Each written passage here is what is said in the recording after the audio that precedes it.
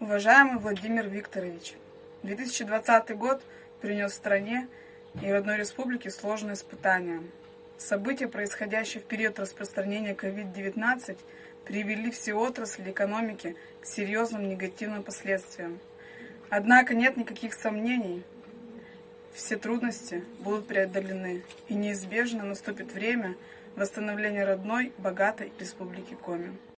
Уважаемый Владимир Викторович, данное обращение – это способ ввести вас в курс дела, еще раз напомнить о себе и просить вас, как руководителя региона с необремененным взглядом, принять и разрешить нашу проблему.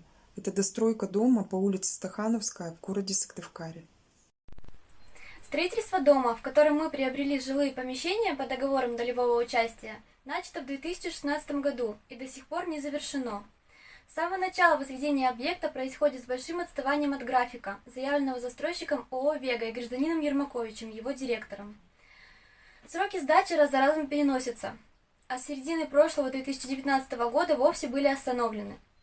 Сегодня дом внесен в реестр проблемных объектов и единственный по республике Коми.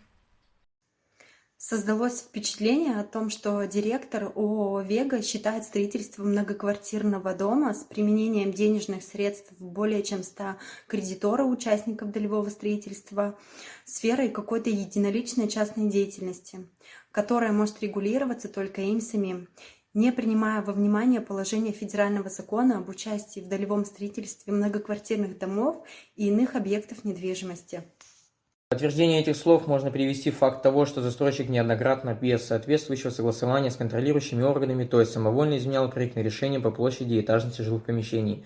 Следствием этого является длящийся более полугода судебный спор с администрацией города Сыктывкара о выдаче разрешения на строительство. Очевидно, застройщик умеет и знает, как вести споры в судах. За период прошедшего текущего года он был истцом и ответчиком в судах более десятка раз. В фоне являются странными слова о том, что застройщик не заручился достаточной правовой поддержкой для своевременной и правильной подачи заявления в арбитражный суд для начала процедуры и получения статуса банкрота. На устранение замечаний лишь при подаче заявления застройщику потребовалось целых 3 месяца. Удивляет, что застройщик с легкостью вводит всех нас, в том числе и госпожу Круглову, тогда первого заместителя министра строительства и дорожного хозяйства, господина Шашева, руководителя службы строительного и технического надзора, за нас, поставив подпись на документе, дважды обещав, что добровольно передаст объект, заранее зная, что передачи не будет. У нас, у дольщиков, сложилось мнение, что подобное действие или бездействие – это осознанное, искусственное затягивание процесса, необходимого для сокрытия и подчистки хвостов.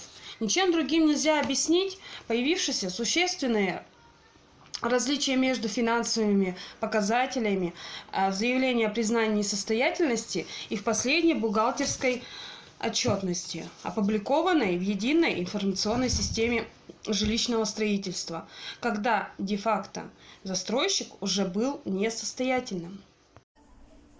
Рассмотрение дела о банкротстве ООО «Вега» должно было состояться 10 марта.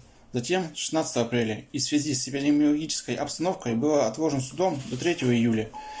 Велика вероятность, что не последний раз. Может быть, кто-то и считает, что 2-3 месяца сверх ожидания не являются критичными, но тем не менее для нас ожидание пустое. Это ушедшее и невосполнимое время, на которое была возложена надежда. Уважаемый Владимир Викторович, записываем настоящее видеообращение с целью обрести вашу поддержку не на словах, а на деле. Обращаемся с тем, чтобы наконец была дана правовая оценка деятельности общества с ограниченной ответственностью «Вега» и лично господина Ермаковича.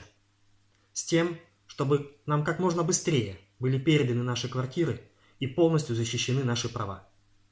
С уважением, участники долевого строительства дома по Стахановской.